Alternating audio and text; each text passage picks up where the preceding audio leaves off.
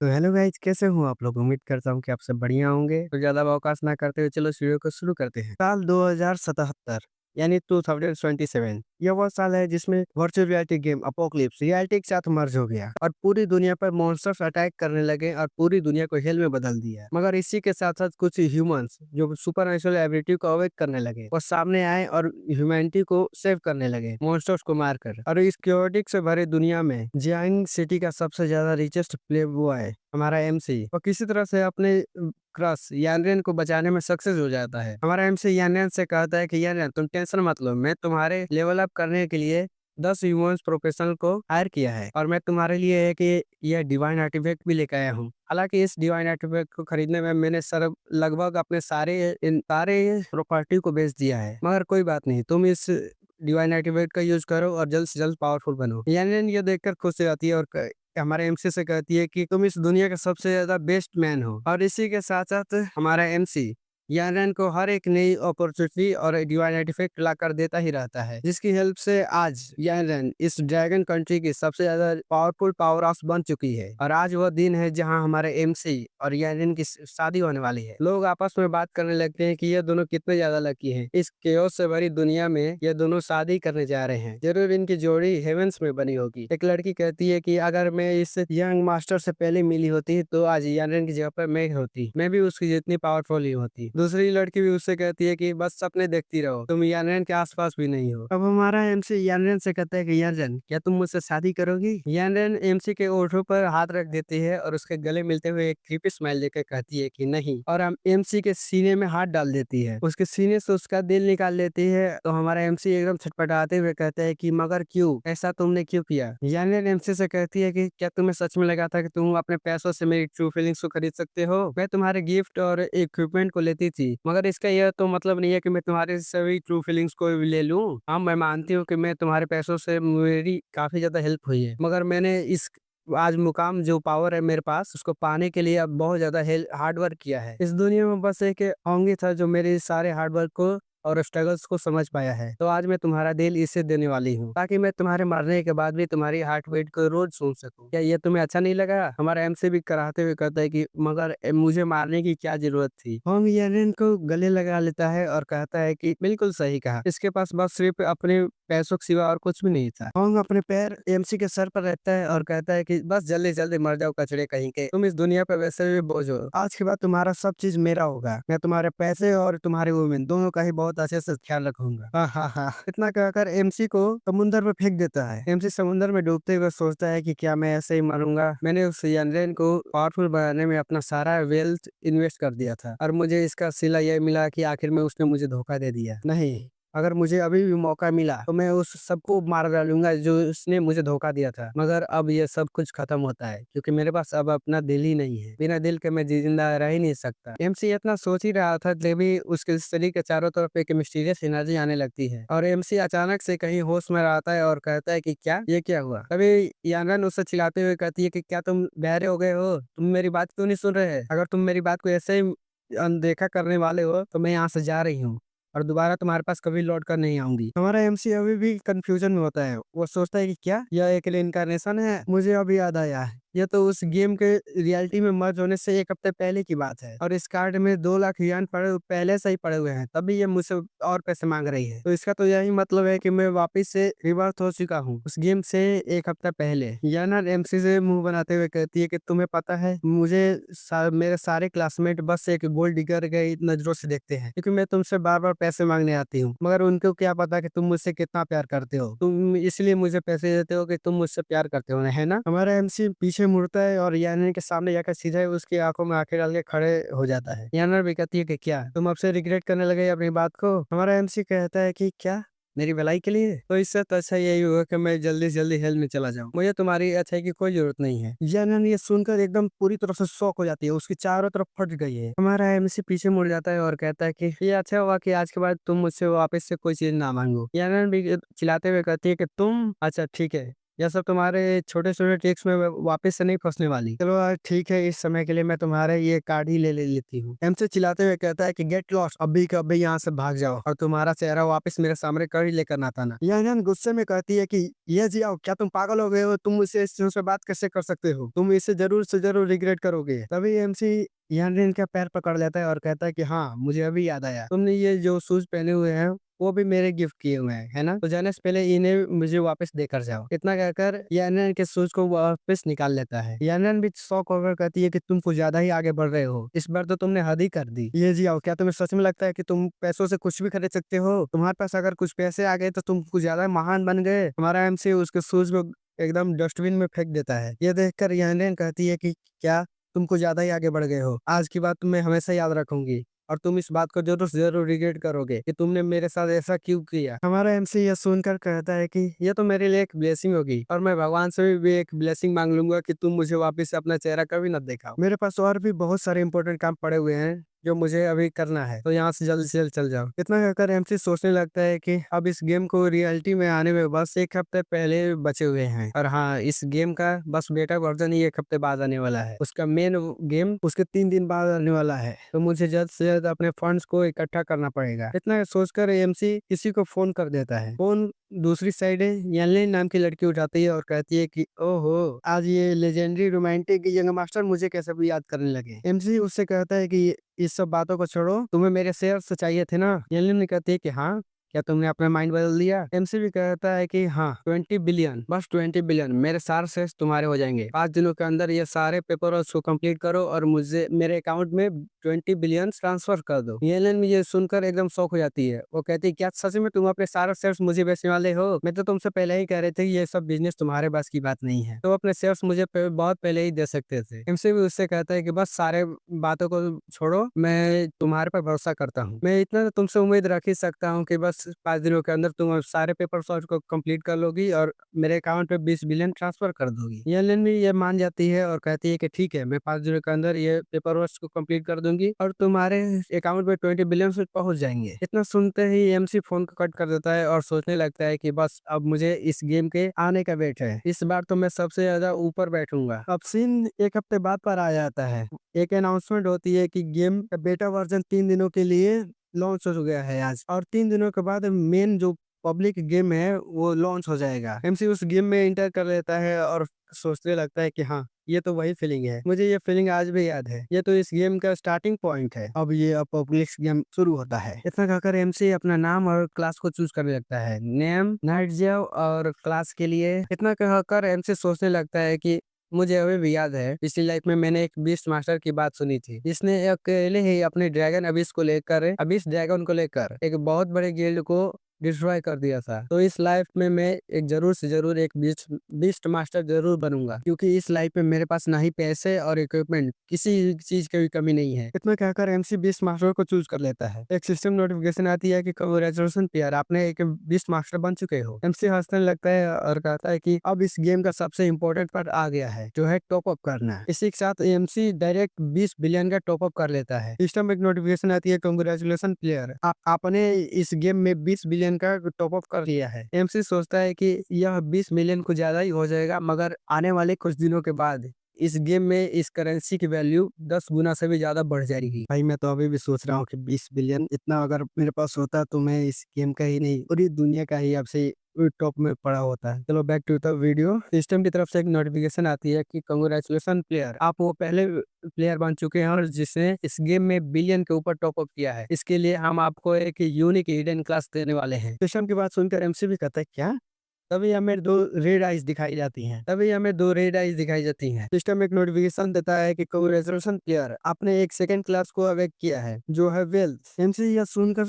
MC यह सुनकर shock हो जाता है और सोचने लगता है कि क्या, एक न्यू हिडन क्लास? बस मैंने कुछ ज्यादा ही पैसों का यूज कर दिया लगता है, इसकी वजह से एक न्यू हिडन क्लास अनलॉक हो गई है। मगर ये वेल्थ, ये कौन सी हिडन क्लास है? मुझे अभी भी याद है, पिछली लाइफ में मैंने कभी भी इस हिडन क्लास के बारे में नहीं सुना था। तो आखिर ये गॉड ऑफ वेल्थ है क्या? तभी कोई बोलता है कि मैंने ये उम्मीद नहीं किया था कि तुम जैसा एक यंग ब्राइट मुझे अनलॉक करेगा। एमसी भी इस फ्रॉग को देखकर एकदम शॉक हो जाता है। वो कहता है कि क्या, ये मेढक अचानक से मेरे सामने कहाँ से आ गया? और ये तो बोल भी रहा है। फ्रॉग भी उससे कहता है कि इंसोलेंस, तुम्हारी ये कहने की हिम्मत कैसी हुई? मैं हूँ ग्रेट इबिसु, जो तुम्हारा वेल्थ मेंटोर बनेगा। तुम मेरे 709वें गॉड हो जो वेल्थ के अंदर ट्रेनिंग लेने वाले हो, तो ध्यान से इस ट्रेनिंग को याद रखना। इसी के साथ और एमसी कहता है क्या एक टोड, वो भी एक वेल्थ मेंटोर? क्या तुम्हें सच में लगता है कि तुम यहाँ पर अपना समाज बेच रहे हो? टोड भी चुटकी बजाते हुए कहता है कि ब्रैट, मैं तुम्हें शो करता हूँ कि असली वेल्थ क्या होती है। अभी कई सारी सिस्टम नोटिफिकेशन आने लगती है। आपको एक नई इनी टैलेंट मिल चुका है जिसका नाम है वेल्थ रोलिंग इन। आपको एक नई इनी टैलेंट मिल चुका है जिसका नाम है पेनी पिंचर। आपको एक नई इनी टैलेंट मिल चुका है जिसका नाम है एक्स्ट्रा ऑर्डिनरी लक। आपको एक नई इनी टैलेंट मिल चुका है जिसका नाम है अनमैच्ड चार्म। आपको एक नई इनी टैलेंट मिल चुका है जिसका नाम है power of the wealth God. इतने सारे इनी टैलेंट्स को देखकर हमारा एनसी भी जोर से चिल्लाता है, क्या ये क्या है? इतने सारे टैलेंट्स, इसमें कोई हैरानी की बात नहीं है कि यह एक हिडन क्लास है। इतने सारे टैलेंट्स, मगर इनमें से कोई भी ऑफेंसिव टैलेंट्स क्यों नहीं है? और भी कहता है तुम बच्चे अभी तक इस बात को समझ नहीं पाए, इनमें से एक भी क्लास तुम्हें लाइफ टाइम के लिए इमेंस रीच बना सकता है। यह सुनकर तो एमसी भी सभी टैलेंट्स को चेक करने लगता है। पहले वो वेल्थ रोलिंग इन टैलेंट को चेक करता है। इस टैलेंट के बदौलत उसके अकाउंट में जो 2.2 बिलियन गोल्ड कॉइन पड़े हुए हैं, उसकी वजह से उसे रोज ही ना 22 मिलियन से एक्स्ट्रा गोल्ड कॉइन्स मिला करेंगे। मेरे में कहता है अरे इस क्लास को तो देखो, power of the wealth God के बदौलत तुम्हारे रोज 22 फ्री एट्रीब्यूट पॉइंट्स मिला करेंगे। क्या तुम्हें अब रियलाइज हुआ इसका क्या मतलब है? यह सुनकर तो एमसी भी शॉक हो जाता है और कहता है कि क्या ये क्लास तो कुछ ज्यादा ही ओवर पावर्ड है। मेरे पिछली लाइफ में मैंने अपना सारा पैसा उस विन यान पर खत्म कर दिया था, लेकिन इस लाइफ में मैं एक वेल्थ गॉड के तौर पर सभी पूरे दुनिया को दिखाऊंगा कि पावर की मनी की पावर क्या होती है। मेढक भी चिल्लाते हुए कहता है कि ब्रैट, मुझे अभी कभी नीचे उतारो। अब एमसी डायरेक्ट न्यूबी विलेज पर टेलीपोर्ट हो जाता है। आसपास देखने के बाद एमसी कहता है कि देखने पर तो ऐसा लगता है कि ये सर्वर अभी ओपन हुआ है, इसकी वजह से यहाँ पर कई सारे लोग नहीं है। ये तो एक परफेक्ट टाइम है ग्रो अप करने का। हालांकि एक बीस्ट टेमर के तौर पर मेरे लिए ये डजन्स ऑफ टाइम ज्यादा हार्डर होगा बाकी अदर क्लासेस के तौर पर। मुझे जल्द से जल्द पावरफुल बनने के लिए एक नई स्ट्रेटेजी को सोचना पड़ेगा। टोड भी इस क्लास को देखकर शॉक हो जाता है और कहता है कि क्या बीस्ट टेमर, इस क्लास को तो चूज कर तुमने बहुत बड़ी गलती की है। स्टार्टिंग में इस क्लास को चुनने के बाद तुम्हारे पास ना ही कोई वेपन होता है और ना ही एक पावरफुल बीस्ट। एमसी भी इसे सुनकर कहता है कि तुम बस इसको समझे नहीं, बीस्ट टेमर के पास सबसे ज्यादा हाईएस्ट पोटेंशियल होता है बहुत पावरफुल बनने का। तभी उसके पीछे अचानक से कई सारे 5 लेवल के इलाइट गोब्लिन मॉन्स्टर्स उस पर अटैक करने लगते हैं। इतने सारे गोब्लिन वॉरियर्स को देखकर तो एमसी भी शॉक हो जाता है और कहता है कि क्रैप, एक लेवल 5 का इलाइट वॉरियर्स, मैं कितना अनलकी हो सकता हूँ? क्या मैं इनसे लड़ूं और यहाँ से भागूं? एमसी इतना सोचता ही है, तभी वो देखता है कि मेढक वहां से भागने लगता है।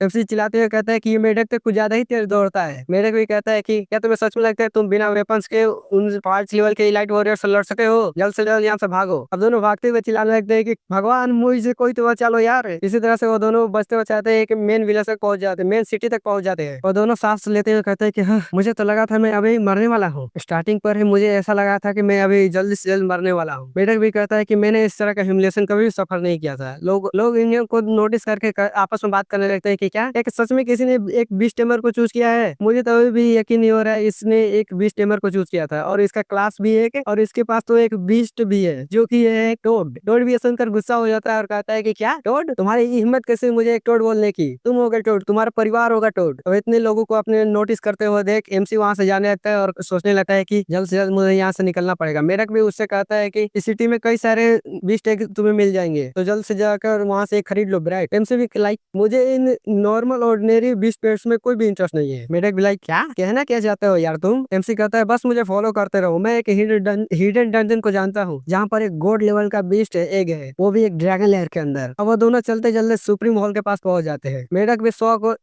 भी चौंकते हुए कहता है कि क्या तुम पागल हो गए? तुम अभी लेवल 1 पर हो तो तुम यहाँ पर क्यों आए हो? यहाँ तो के यहाँ गार्ड भी लेवल 6 के प्लेयर्स हैं। एमसी भी कहता है कितना बकवास करता है यार, बस चुपचाप मेरे साथ चलते रहो। वो दोनों अंदर जा ही रहते तभी एक आवाज आती है, रुक जाओ यंग मैन, यह पैलेस तुम्हारे लिए नहीं है। जब तुम और पावरफुल बन जाओ तब यहाँ पर लौट कर आना। सिर्फ सिटी लॉर्ड के रिकमेंडेशन लेटर के मिलने के बाद ही यह सुप्रीम हॉल का दरवाजा तुम्हारे लिए खुलेगा। यह एक ग्रैंड आर्कमेज होता है जो भी लेवल 80 का होता है। एमसी इस आर्कमेज को देखकर कहता है कि इसमें कोई भी सोचने वाली बात नहीं है कि यह एक ग्रैंड पैलेस है। यहाँ तक कि यहाँ के गार्ड भी लेवल 80 के आर्कमेज है। एमसी कहता है कि हॉनरेबल आर्कमेज, मेरे पास कोई भी रिकमेंडेशन लेटर नहीं पड़ी है। आर्कमेज भी लाइक तो जाना यहाँ से यार, ये सुप्रीम हॉल इस एम्पायर का प्राइड है। ये कोई ऐसी जगह नहीं है जहाँ पे तुम ऐसे ही आ सके हो। एमसी भी कहता है मगर मेरे पास भी एक खबर है, मैंने कहीं सुना है कि आपने कुछ अपने सामानों को लॉस्ट कर दिया है। यह बात सुनकर तो आर्कमिज भी सोचने लगता है, कहता है क्या कुछ सामान, क्या तुम मुझे बेवकूफ बनाने की कोशिश कर रहे हो। एमसी भी कहता है कि आर्कमिज जरा वहाँ तो देखो।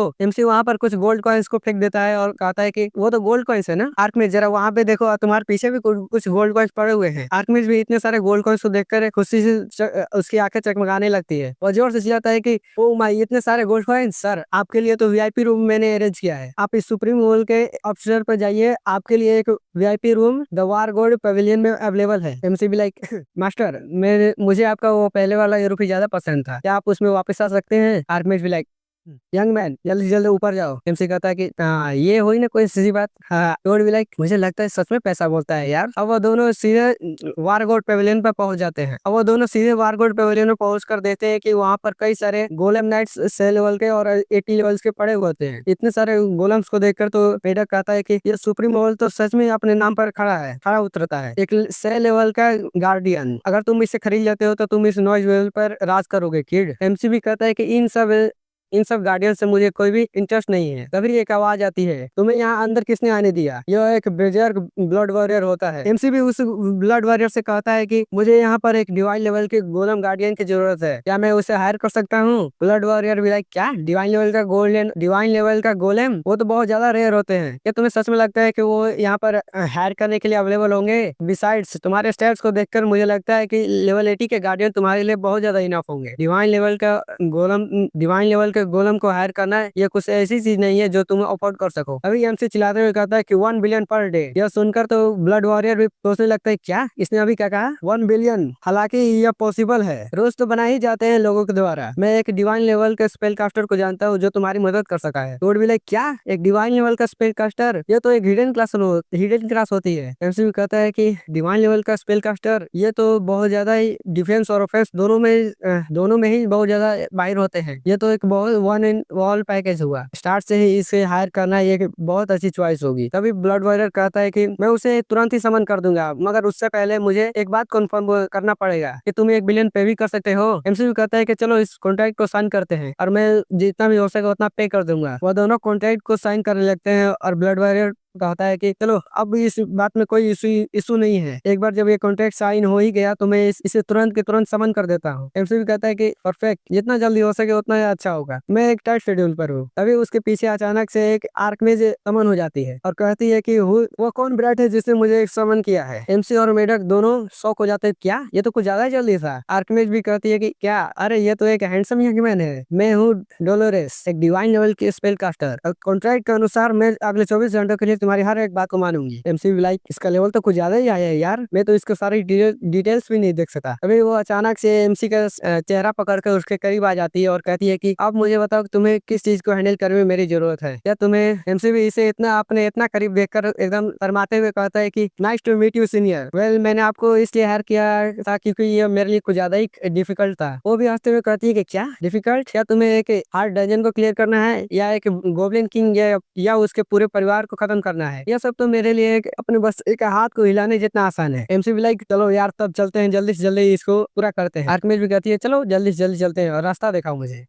आर्कमेज बहुत बड़े बड़े फायर बॉल्स उस गोब्लिन के ऊपर फेंकने लगती है। सारे गोब्लिन जड़ते हुए बहुत ज्यादा ही डैमेज को ले रहे होते हैं। एमसी इतने ज्यादा डैमेज को देखकर कहता है कि ये डैमेज तो कुछ ज्यादा ही है, मुझे तो लगता है ये इतना ज्यादा डैमेज है कि ये किसी का फोन नंबर रिवील ना कर दे। सारे गोब्लिन मारने के बाद मेढक भी एक गोब्लिन के शरीर पर बैठ कर कहता है कि क्या, और पहले तो तुम बहुत ज्यादा उछल रहे थे, तुम्हारी वजह से मैं तो करीबन मरने ही वाला था, अब तुम्हें पता चला कि ये मरने का एहसास कैसा होता है। इसको देखकर तो आसपास के लोग सारे आपस में बात करने लगते हैं कि क्या मैं सच में देख रहा हूँ, क्या इस इंसान ने सच में एक स्पेल कास्टर के साथ टीम अप किया है और इसके डैमेज तो कुछ ज्यादा ही इंसेन है। दूसरा भी कहता है ये तो कुछ ज्यादा ही लेवल के स्पेल कास्टर है, मुझे तो ऐसा लग रहा है ये एक हैक है। तीसरा भी कहता है इस गेम में ऐसे हैक की कोई भी चीज नहीं है, ये जरूरी है कि हाई लेवल की एनपीसी हायरिंग स्पेल कास्टर होगी। कई सारी नोटिफिकेशन आती है कि कांग्रेचुलेशन प्लेयर, आप सक्सेसफुली लेवल 10 तक पहुंच चुके हैं, इसलिए आपको 10 एट्रीब्यूट पॉइंट्स दिए जाते हैं। दूसरी नोटिफिकेशन आती है कि कांग्रेचुलेशन, आप वो पहले प्लेयर हो जो नोएस विलेज में लेवल 10 तक पहुंच चुके हो, इसलिए आपको एडिशनल 10 एट्रीब्यूट पॉइंट दिए जाते हैं। तीसरी नोटिफिकेशन आती है कि कांग्रेचुलेशन प्लेयर, आप वो पहले प्लेयर बन चुके हो जो पूरी दुनिया में सबसे पहले लेवल 10 तक पहुंचे हो। इसके लिए आपको 50 बोनस एट्रीब्यूट पॉइंट्स दिए जाते हैं और आपको एक टाइटल भी दिया जाता है जिसका नाम है स्वीट डिसेंडर एसेंडर। यह देखकर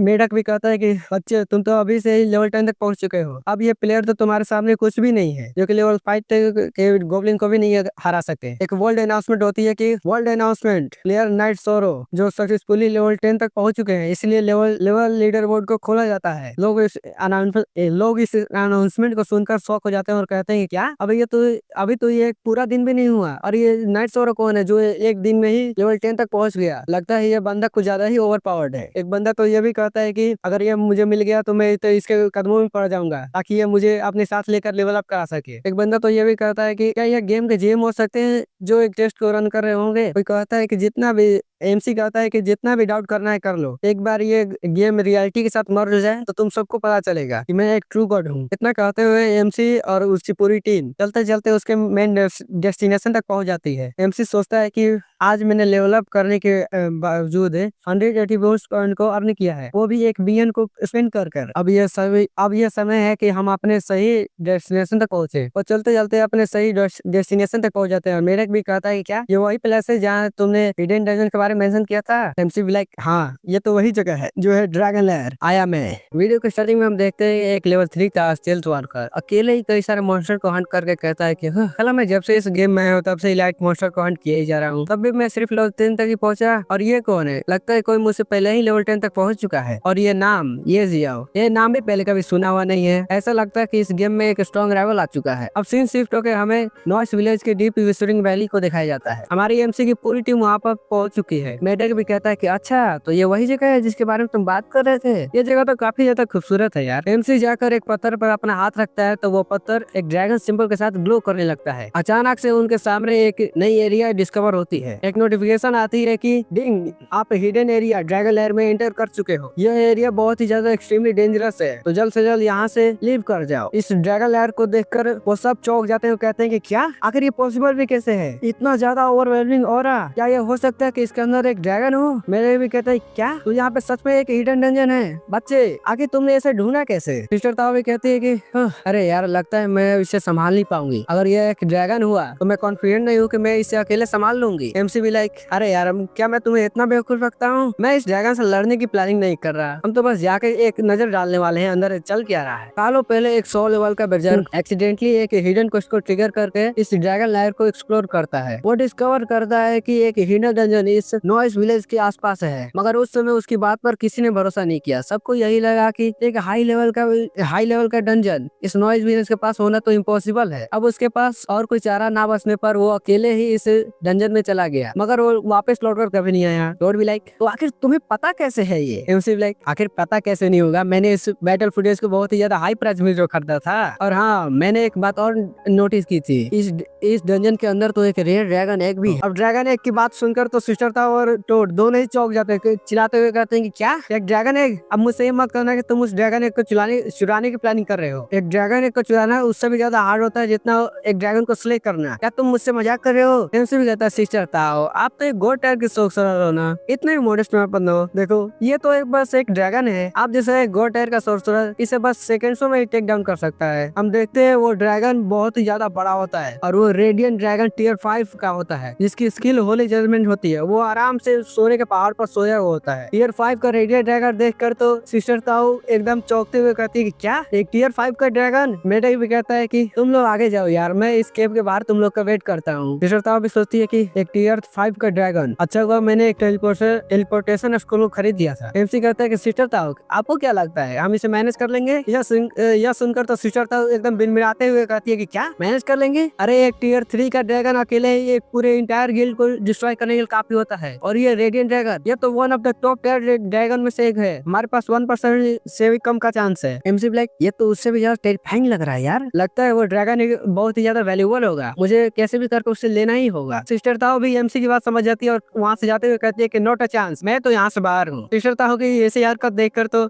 एमसी भी कहता है कि सिस्टर ताओ मैं आपको डबल कॉम्पिटिशन करूंगा यार। सिस्टर ताओ कहती है कि डबल कॉम्पिटिशन, इसमें पेमेंट की कोई इशू ही नहीं है यार, बस ये बात है कि हम इसे हरा ही नहीं सकते। एमसी कहता है कि हम इसे लड़ने नहीं वाले यार, बस आप कुछ टाइम को बाय कर लो। सिस्टर था मुंह बनाते हुए कहते कि टाइम को बाय कर लो। अरे ऐसा कोई चांस नहीं है जो इस टीयर 5 के रेडिएंट एंगल सामने खड़ा हो सके। अब एमसी कहता है ट्रिपल कॉम्पिटिशन के बाद सुनकर तो सिस्टर था वो भी एकदम जोश में आते हुए कहती है कि क्या ट्रिपल कॉम्पिटिशन, डैम इट, अगर आप मुझे अपनी लाइफ को भी रिस्क में लगाना पड़ा तब भी मैं ये करूंगी। सिस्टर था कई सारे ब्लेसिंग्स एमसी को देती है, जिसकी मदद से एमसी का लाइफ एट्रीब्यूट्स, उसका स्ट्रेंथ और उसकी एजिलिटी डबल हो जाती है। एमसी भी सोचने लगता है क्या पावर है, ये तो सच में रिमार्केबल है। ऐसे ही नहीं, इस बफ एट्रीब्यूट्स को इस सर्वाइवल की दुनिया में एक की तरफ पे देखा जाता है। सिस्टर था उस ड्रैगन से लड़ते जाते हुए चिल्लाते हुए कहती है कि बस 3 मिनट, इस सब एट्रीब्यूट्स के बफ बस 3 मिनट ही चलेगा, बाकी सब मैं तुम पर छोड़ती हूँ। बीस्ट, नॉर्मली तो मैं तुमसे डरती है, मगर इन 3 मिनट्स के लिए तुम भी मेरे सामने झुकोगे। इतना कहकर सिस्टर था आइस एरो का अटैक कर देती है, मगर वो आइस एरो ड्रैगन से टकराते उस डिस्ट्रॉय हो जाता है। उस ड्रैगन का स्केल इतना ही ज्यादा हार्ड होता है कि उस आइस एरो का उस पर कोई भी असर नहीं होता। और यहाँ हमारा एमसी उस ड्रैगन के पीछे छुपते छुपाते उस ड्रैगन एक तक पहुंच जाता है। एमसी कहता है कि शांत, इसे हमें नोटिस मत करने देना, अगर इसने हमें नोटिस कर लिया तो हम लोग डेड मीट बन जाएंगे। अब 1.5 मिनट बीतने के बाद सिस्टर ताप सोचती है कि अरे यार 1.5 मिनट और भी बचे हैं, ये ड्रैगन तो अब मुझ पे भारी पड़ रहा है, मुझे कैसे भी करके 1.5 मिनट और इसे संभालना ही पड़ेगा। उस ड्रैगन एक को उठाते हुए एमसी कहता है कि ये ड्रैगन तो उससे भी बहुत ज्यादा भारी है जितना मैंने सोचा था, टोड जरा मेरी हेल्प तो करो यार। टोड भी लाइक मैंने इस तरह का सैडी काम आज से पहले कभी नहीं किया। अचानक उस टोड से एक मेटल हेलमेट टकराता है और आवाज हो जाती है। वो आवाज सुनकर तो ड्रैगन भी उन्हें नोटिस कर लेता है और उनकी तरफ देखने लगता है। ड्रैगन एक जोरदार रोर करता है और एमसी और टोड वहाँ से दौड़कर भागने लगते हैं। एमसी चिल्लाते हुए कहता है कि यू जस्ट टोड। टोड भी लाइक आखिर तेरी इस समय मेरी इंसल्ट करने की हिम्मत कैसे हुई, बकवास करना बंद करो और जल्दी से जल्दी यहाँ से भागो। भागते हुए एमसी चिल्लाते हुए कहता है कि सिस्टर ताओ हमें बचाओ।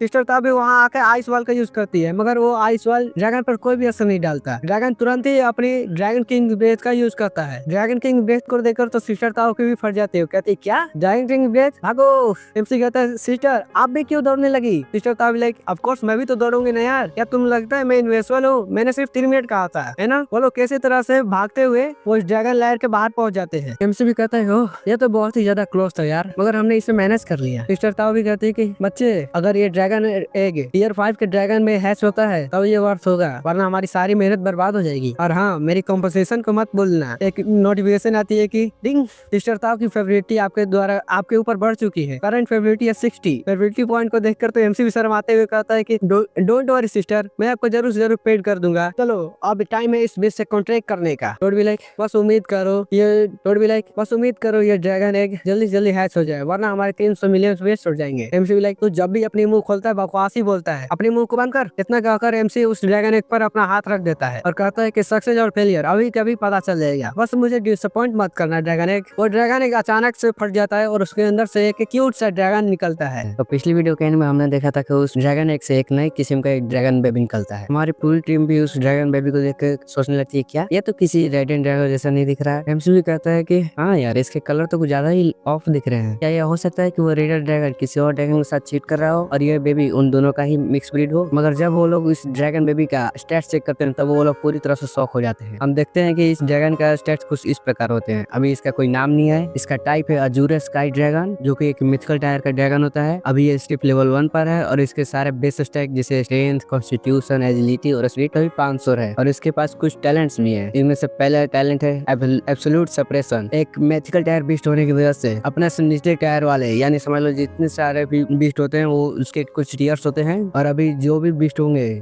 जो मिथिकल टीयर के नीचे होंगे उन पर इस ड्रैगन का डैमेज 30% से ज्यादा होगा और उन सबसे इस पर डैमेज 30% कम डैमेज होगा। और इतना ही नहीं, ड्रैगन किंग अजूरे स्काई ड्रैगन जो कि एक ड्रैगन में सुप्रीम बिंग की तरफ देखा जाता है, वो अपने ड्रैगन जैसे समझ लो जितने सारे भी ड्रैगन टाइप क्रीचर्स होते हैं उस पर इसका डैमेज 50% से ज्यादा होगा और उन सब का डैमेज इस पर -50% से कम होगा। और नेचुरली मिथिकल ब्लड लाइन होने की वजह से इस बेबी ड्रैगन का जब ये लेवल अप करेगा इसके सारे स्टैट्स बाकी सारे मिथिकल टायर के बीच से कुछ ज्यादा ही तेजी से बढ़ेंगे, क्योंकि नेचुरली भाई ड्रैगन तो पहले से एक लेजेंडरी बीस्ट होता है और ऊपर से ये तो मिथिकल टायर है जो कि ड्रैगन्स में भी सुप्रीम बिंग होता है। और इसके पास कुछ स्किल्स भी होती हैं, इसमें से पहला स्किल है अर्थ शेकिंग ड्रैगन रोअर, जो कि एक ग्रुप स्टन स्किल है। इस स्किल के एक्टिवेट होने पर 20 मीटर के अंदर जो कोई भी इनेमिज रहेगा वो 1.5 सेकंड के लिए मोबिलाइज हो जाएगा और इस स्किल का कूल डाउन है 30 सेकंड और इसका माना कॉस्ट है 2000। दूसरी स्किल है ड्रैगन किंग्स डेथ, जो कि एक सिंगल टारगेट स्किल है। इस स्किल को एक्टिवेट होने के बाद आपका डैमेज रेट एनिमीज पर 500% से ज्यादा बढ़ जाता है और ये अटैक होने पर ये कंफर्म है कि आपका अटैक उसी एनिमी पर लगेगा ही। यह स्किल अपना निशाना कभी नहीं चूकता और इसका कूलडाउन होता है 5 सेकंड का और इसका माना कॉस्ट होता है 1000। अब इतने सारे ओपी स्किल्स देखकर तो हमारी पूरी टीम भी कहने लगती है वाह क्या स्ट्रेंथ है यार, लेवल 1 पर ही 500 स्ट्रेंथ पॉइंट। एमसी कहता है कि अगर मैं इसे और कुछ भी बेसिक इक्विपमेंट इक्विप करा दूं तो इसका बेसिकली अटैक तो 2500 से पार हो जाएगा यार। आखिर कौन इतने ज्यादा अटैक को सह सकता है। मेढक भी कहता है कि बच्चे इस बार तो तुम्हें सोना मिल गया, सोना ही नहीं पूरे सोने की खजान मिल गई। सिस्टर ताओ भी कहती है कि इस हैचलिंग के स्टैट्स तो कुछ ज्यादा ही रिडिकुलस है यार, प्लस इसके पास तो इमेजिनेबल ग्रोथ पोटेंशियल है। अगर इसे अच्छी तरह से बड़ा किया जाए तो इसके बड़ा होने के बाद इसके पास अनइमेजिनेबल डिस्ट्रक्टिव पावर आ जाएंगी। हमारा एमसी उस लिटिल ड्रैगन के सर पर चलाते हुए कहता है कि मैंने ये उम्मीद नहीं किया था कि तुम लेवल 1 पर होने के बावजूद इतने ज्यादा पावरफुल होगे लिटिल गाय, तुम पूरी तरह से ग्रे कलर के हो।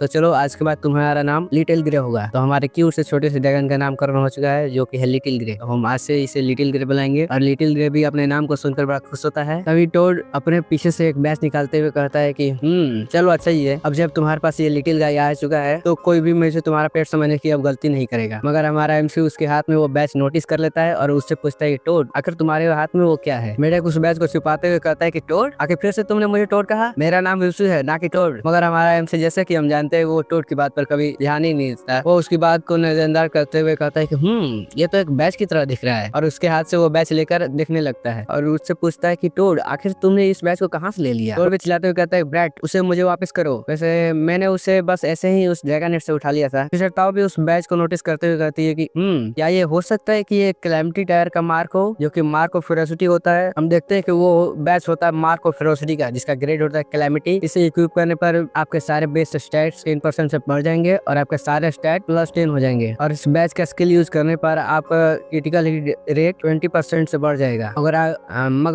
अगर आपका एनिमीज का हेल्थ 5% से 20% के नीचे हुआ तो तुरंत ही एक ही अटैक में मारा जाएगा, समझ लो एक गोली में काम खत्म। और इस बैच का स्किल का कूल डाउन है 10 डेज का। एमसी कहता है क्या कैलेमिटी टायर, कहते हैं इसकी इंसेन स्टैट्स को देखकर तो यही लगता है कि ये डेफिनेटली एक कैलेमिटी टायर का बैच है। अब कैलेमिटी टायर की बात सुनकर तो मेढक और भी गुस्से में चिल्लाने लगता है ब्रैट जल्दी से ये मुझे वापस कर दो, मैंने इसे लेने के लिए अपनी लाइफ को रिस्क लगाया है। एमसी लाइक क्या तुमने अपनी लाइफ को रिस्क लगाया है, अबे तुम्हारी वजह से अभी हम लोग तुरंत मरने वाले थे और तो एज ए कंपनसेशन मैं इसे अभी के लिए बोरो कर रहा हूँ। मेढक बोले आखिर क्यों मैं तुम्हें ये बोरो करने दूंगा, चलो फाइन 10,000 कॉइंस पर डे, अगर तुम्हें ये मंजूर है तो तुम इसे रख सकते हो वरना ये मुझे वापस कर दो। जिया भी टोड को मस्का लगाते हुए कहता है कि कम ऑन ओलिसो इतने भी ज्यादा मतलब मत बनो यार, हम लोग तो बड़ी जाना, हमारे बीच में पैसों की कैसी बात। मेढक बोले क्या अपनी चिकनी चुपी बातों को बंद करो, जब तुम्हें मेरी जरूरत पड़ी तो मैं तुम्हारे लिए ओल्ड विशु हो गया और जब मैं तुम्हारे लिए कोई भी काम का नहीं होता तब तो मैं तुम्हारे लिए एक ओल्ड टोड होता हूँ। फाइन तुम इसे रख सकते हो। एमसी भी उस बैच को अपने शर्ट पर लगाते हुए कहते हैं कि हाँ अब इस बैच के साथ तो गोब्लिन्स को फार्म करना यानी गोब्लिन्स को हर्ट करना एक मक्खन काटने जितना आसान होगा। तभी उनके सामने एक सिस्टम नोटिफिकेशन आती है, डिंग आपने एक हिडन क्वेस्ट को ट्रिगर कर दिया है। हालांकि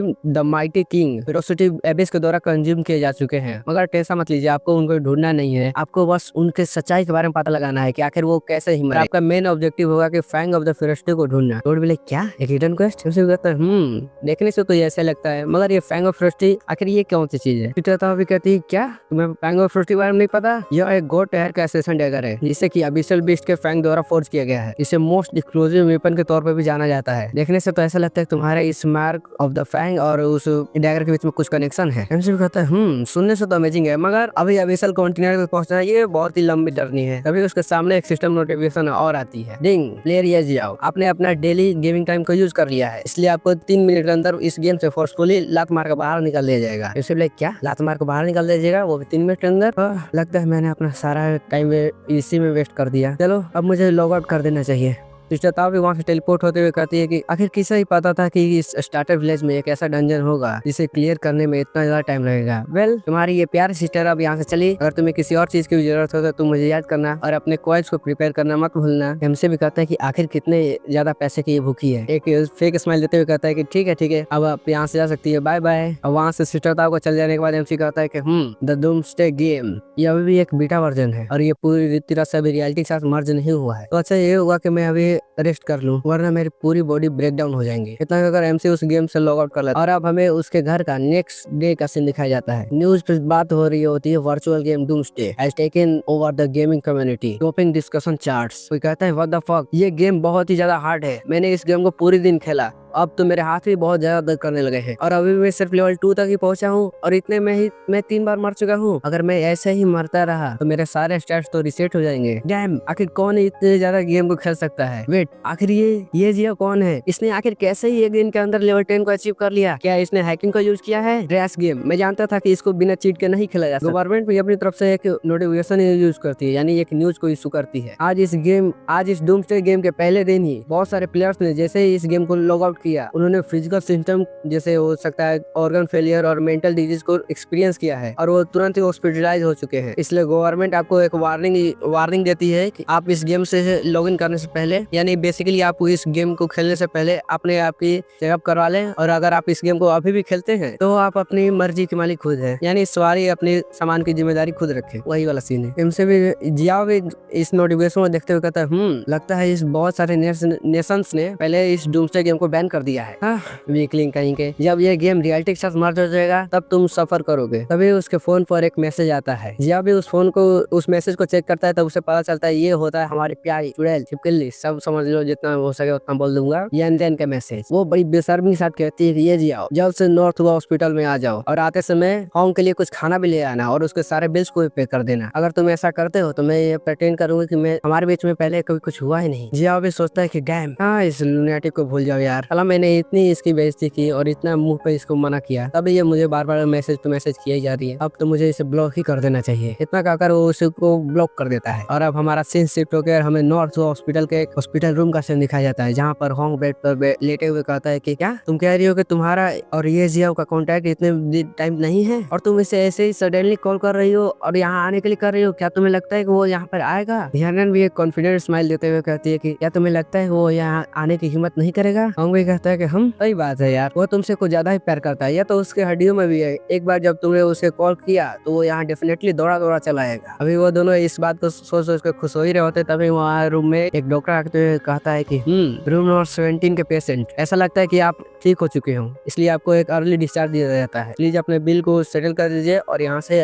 लीव कर जाए। ये दोनों भी भाई लाइक क्या अर्ली डिस्चार्ज, मगर अर्ली डिस्चार्ज क्यों? डॉक्टर कहता है कि हमारा हॉस्पिटल में आजकल कुछ ज्यादा ही पेशेंट आ रहे हैं, खास करके वो पेशेंट जो इस डूम्सडे गेम को खेलने के बाद ऑर्गन फेलियर के शिकार है। अभी हम बेड्स के शॉर्टेज में है, इसलिए आप जल्दी से इसको खाली कर दीजिए। भी गुस्से में चिल्लाते हुए कहते हैं क्या बेड्स के शॉर्टेज? या तुम्हें उन लो लाइफ वर्थलेस पीपल की लाइफ हम लोग के साथ कंपेयर करने में शर्म नहीं आती? डॉक्टर भी कहता है कि यह एक स्पेशल सिचुएशन है, हम उम्मीद करते हैं कि आप समझ पाएंगे, इसलिए प्लीज अपने बिल को सेटल कर दीजिए और यहाँ दिन खत्म होने से पहले इस बेड को खाली कर दीजिए। होंग भी बिस्तर पर बैठते हुए कहता है कि ऑलराइट यानन, आर्ग्यूइंग करना बंद करो, यह गेम सच में इतना सिंपल नहीं है। मैं वैसे भी यहाँ से डिस्चार्ज होने के बाद इसको कंटिन्यू प्लेइंग करने के बारे में सोच ही रहा था। क्या तुम्हारे पास कुछ पैसे हैं? अगर है तो मेरे इस हॉस्पिटल को पहले पे कर दो। यानन में शर्मिंदा होकर कहती है कि नहीं, मेरे पास अभी कोई भी पैसे नहीं है, इस महीने की अलाउंस तो उस ये ने मुझे अभी दी ही नहीं। होंग भी घबराते हुए कहता है क्या? मगर वो तो तुम्हें हर महीने 2 लाख देता था ना तुम्हारे लिविंग एक्सपेंसेस के लिए। यानन भी कहती है आखिर मुझे कैसे पता होगा, उसके पास तो बस कुछ पैसे ही है। क्या उसे सच में लगता है कि वो जब तक मुझे पैसे खर्चा करता ही रहेगा तब मैं उसे प्यार करने लगूंगी? अब तो मुझे उसे देख कर ही उल्टी आने लगती है, यानी वो वेटिंग होने लगती है। होंग भी कहता है कि यानन जल्दी से एक